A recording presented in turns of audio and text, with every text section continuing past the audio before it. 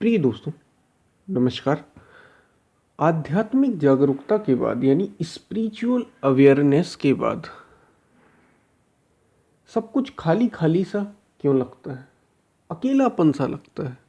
सब कुछ अर्थहीन लगता है, मीनिंगलेस लगता है। क्या ऐसा होता है? एक मित्र ने ये प्रश्न पूछा है। इसी पर हम वीडियो में बात करेंगे। उससे पहले अगर आप चैनल पर नए हैं तो सब्सक्राइब भी करें। वीडियो को पूरा सुनेंगे तो आप इसका अधिक से अधिक लाभ ले पाएंगे। पसंद आए तो शेयर ज़रूर करें, शेयर करना ना भूलें। हम चलते हैं अपने वीडियो की तरफ। आध्यात्मिक जागरूकता के बाद या स्पिरिचुअल अवेयरनेस के बाद, जिसे हम स्पिरिचुअल अवेयरनेस कहते हैं, क्या उसके बाद खाली खालीपन लगता है, अकेलापन लगता है, किसी से बात करने का मन ही नहीं करता? क्या ऐसा होता है? तो देखिए, आध्यात्मिक जागरूकता जागरूकता कोई आध्यात्मिक नहीं होती। हाँ, उसे हम अध्यात्म का नाम देते हैं। जागरूकता तो जागरूकता है। जागरूक यानी अवेयरनेस। और अवेयरनेस किसकी किसके प्रति? अपने ही शरीर, अपने ही मन, अपने ही विचारों के प्रति। तो इसके जब हम ऐसा होता है, जब अवेयरनेस आती है, जागरूकता आती है, तो क्या हमें खाली खालीपन लगने लगता है? किसी से बात करने का मन नहीं करता? और ये जो भाव है, इस भाव से हम निकलें कैसे? दरअसल जब जैसे जैसे आप जागरूक होते चले जाते हैं, जब आप जागरूक होते हैं अपने प्रति, तो आपको वैसे भी एकांत चाहिए होता है। ये भीड़ में नहीं होता। भीड़ में यानी इसका अर्थ ये है कि आप अगर लोगों के साथ हैं, साधना तो एकांत में ही होती है। परिणाम, रिजल्ट जो होता है वो लोगों के साथ होता है। जैसे कोई बच्चा तैयारी कर रहा हो किसी एग्ज़ाम की, तो एग्ज़ाम की जब वो तैयारी करता है तो वो अकेले ही होता है। जब वो पढ़ता है, मतलब अपनी स्टडी करता है एग्ज़ाम की, जो भी पढ़ाई करता है वो भीड़ में थोड़ी करता कि लोगों के साथ लोग आ रहे हों, जा रहे हों, पढ़ता जा रहा हो। अकेले में करता है तैयारी। और जब रिजल्ट आता है तो सब लोगों के साथ उसको एंजॉय करता है। तो जो आध्यात्मिक साधक है, जो साधना कर रहा है, वो भी एकांत एकांत उसे ज़रूरी है। और ये रिजल्ट नहीं है। ठीक है, जब आप ध्यान करते हैं, साधना करते हैं, चिंतन करते हैं, भजन करते हैं, तो ये जो एकांतपन है, ये जो खालीपन है, ये कोई रिजल्ट नहीं है। आपको ये भी सिद्धि की अवस्था में नहीं है। सिद्धि यानी जो हमें रिजल्ट मिल गया हो, परिणाम मिल गया हो। आप तो अभी चल रहे हैं, आपने शुरुआत की है और ये धीरे धीरे आगे बढ़ रही है। हम संसार से वैराग्य के भाव में आ रहे हैं। वैराग्य यानी संसार में जहाँ जहाँ मन हमारा जा रहा है, आध्यात्मिकता में तो ये है ही। हमें उससे उसके प्रति थोड़ा वैराग्य रखना है। थोड़ा वैराग्य का मतलब ये है कि हमें संसार में जो राग है, कि काम, क्रोध, लोभ, मोह, राग, द्वेष, इन सब में ज़्यादा नहीं डूबना, इनसे बचना है। तो हमें ये भाव पैदा होने लग जाते हैं कि खालीपन है, अकेले हैं, कैसे बचे, किसी से बात ही नहीं करना। ये भाव आने लगते हैं। ये शुरुआत है और ये आना अच्छा भी है, इसमें कुछ गलत नहीं है। आगे बढ़िए, आगे बढ़ना है हमें और साधना में डूबना है। गहरे डूबिए, चिंतन में, भजन में और गहरे डूबिए। हम अभी आगे बढ़ रहे हैं। जैसे जैसे आप डूबेंगे तो आपको धीरे धीरे इसमें आनंद मिलने लग जाएगा। यही इसके अगला स्टेप ही धीरे धीरे आनंद मिलना है। लेकिन ये एक दिन में नहीं होगा। एक दिन में इसलिए नहीं होगा क्योंकि संसार हमारे मन में, कई जन्मों के संस्कार हमारे साथ एक साथ रहते हैं। वो आप आज आध्यात्मिकता में या स्पिरिचुअलिटी में कदम रख रहे हैं, तो मन में थोड़ा सा वैराग्य होता है। मन में वो भाव होते हैं एकांतपन के, अकेलेपन के, किसी से बात ना करने के, खाली खालीपन सा। लेकिन जैसे जैसे आप साधना में और डूबेंगे और डूबेंगे, तो आपको इसमें आनंद धीरे धीरे मिलने लग जाएगा। इसलिए लोगों की एक शिकायत रहती है कि भजन के बाद तो आनंद मिलना चाहिए, ध्यान के बाद तो आनंद मिलना चाहिए, संसार में सुख है ही नहीं। संसार में तो सुख के साथ दुख खड़ा है। संसार में ऐसा नहीं है सुख नहीं है, सुख तो है लेकिन वो सुख असली नहीं है। उस सुख के पीछे दुख खड़ा है। थोड़ा सा सुख फिर दुख, थोड़ा सा सुख और फिर बहुत बड़ा दुख। इसलिए लोग संसार से भागते हैं। भागना पड़ता ही है उन्हें। हर किसी के जीवन में घटना है। जितनी जल्दी समझ में आ जाए उतना अच्छा है।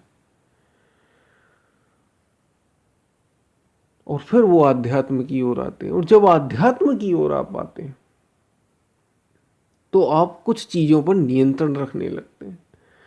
कुछ चीज़ों को जो आपको बेचैन करती हैं उनको आप छोड़ने लगते हैं।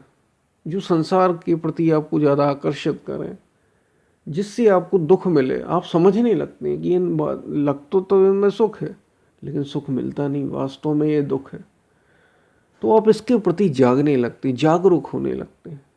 और जब आप जागरूक होते हैं अपनी इंद्रियों के प्रति, अपने विचारों के प्रति, बेकार की जो कामनाएं उठती रहती हैं मन में, इच्छाएं कि अब ये कर लो, ये कर लो, ये कर लो, ये कर लो, इनके प्रति वैराग्य, इसी को तो वैराग्य बोलते हैं। जो बेचैन करे, जो व्यर्थ की कामनाएं हैं, उनसे छुटकारा, आप धीरे धीरे छुटकारे की ओर बढ़ने लगते हैं।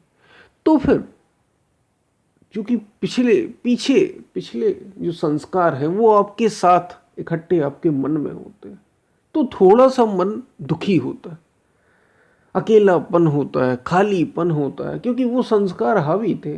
आप अभी उसमें रस ले रहे थे, संसार में, संसार की बातों में वही उलझे हुए थे।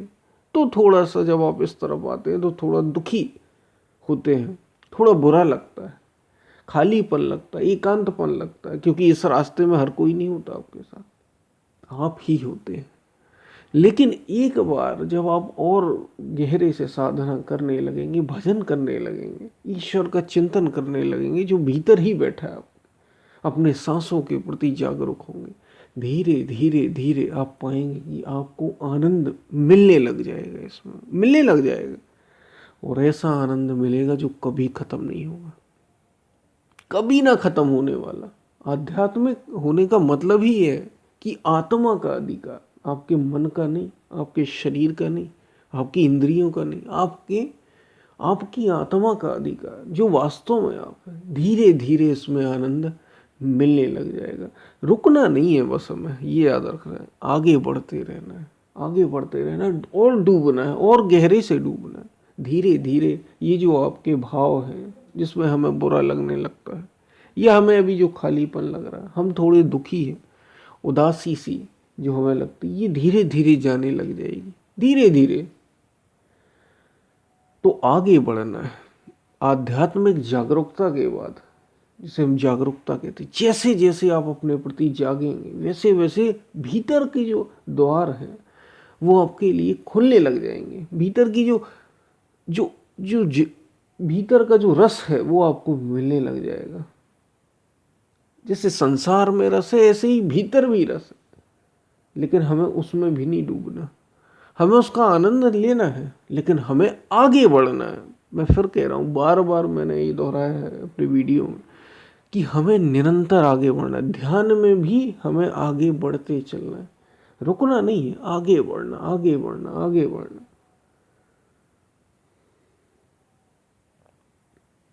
तो ये हमने बात की कि आध्यात्मिक जागरूकता के बाद खाली खालीपन सा क्यों लगने लगता, किसी से बात करने का मन नहीं करता। बहुत अच्छी बात है, इसमें कुछ खराब नहीं है। आप परेशान दुखी क्यों हो रहे हैं, ये बहुत अच्छी बात है।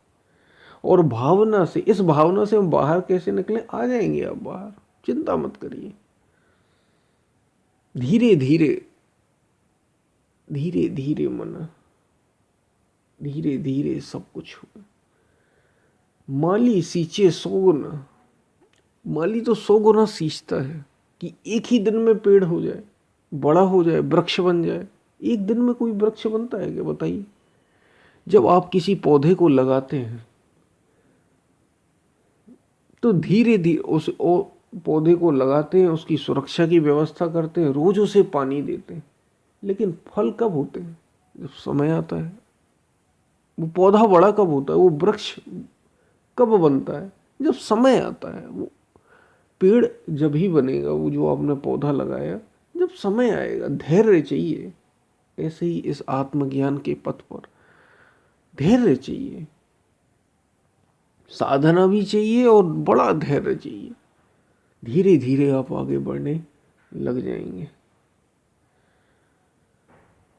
तो ये हमने बात की कि आध्यात्मिक जागरूकता में ऐसा क्यों होता है। ये साधना की शुरुआत और मध्यम में ये घटनाएं घटती, लेकिन आपको आगे बढ़ना है, निरंतर अपने प्रति जागरूक होना है कि मेरे अंदर काम के विकार, क्रोध के विकार, लोभ के विकार, इनके प्रति जागरूक होना है।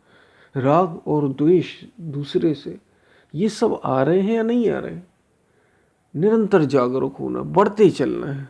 तो आपने ये जो ध्यान का बीज आप बो रहे हैं, आध्यात्मिकता का जो ये बीज बो रहे हैं, ये धीरे धीरे वृक्ष का रूप लेने लग जाएगा। तो इससे परेशान होने की, निराश होने की बात नहीं है।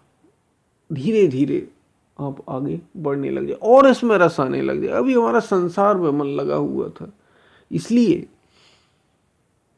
हमें उसी में सुख लग रहा था, संसार में ही हमें सुख लग रहा था, इसलिए ये समस्या आ रही है। अब धीरे धीरे आत्मा का सुख, जिसको आत्म सुख का है, वो आपको मिलने लग जाएगा। तो आपको ये बातें समझ में आई होंगी। हम फिर मिलते हैं, तब तक के लिए धन्यवाद।